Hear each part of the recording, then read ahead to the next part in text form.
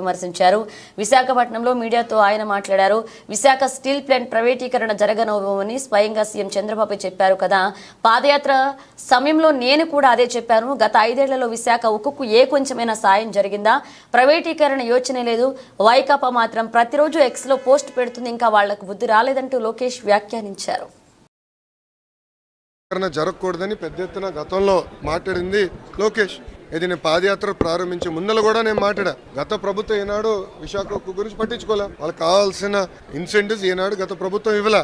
మేము మాట్లాడుతున్నాం. మైనింగ్ కూడా క్యాన్సిల్ చేశారు. చంద్రబాబు నాయుడు గారు స్వయంగా కేంద్రంలో ఆర్థిక శాఖ మంత్రి గారితో మాట్లాడారు, స్టీల్ మంత్రి గారితో మాట్లాడారు. ఎంపీలందరూ కూడా స్టీల్ మినిస్టర్ దగ్గరికి వెళ్ళారు. చర్చలు జరుపుతున్నారు. అసలు ప్రైవేటీకరణ డిస్కషనే లేదు. కానీ రోజు ట్వీట్లు పెడతారు వైకాపాలు. అదేంటో నాకు అర్థం అవ్వదు. విశాఖ ప్రజలు ఇంత తీర్పు వచ్చినా ఎందుకు దుష్ప్రచారం చేస్తున్నారు? ఎవరైనా మాట్లాడారా ప్రైవేటీకరణ గురించి?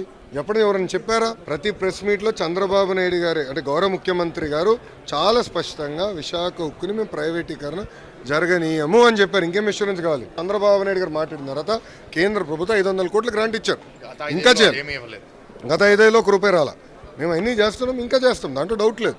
సింగూరు డ్యాంలో నీరు నిండుకుండలా నిండడం వల్ల వరద ఎక్కువ రావడం వలన సింగూరు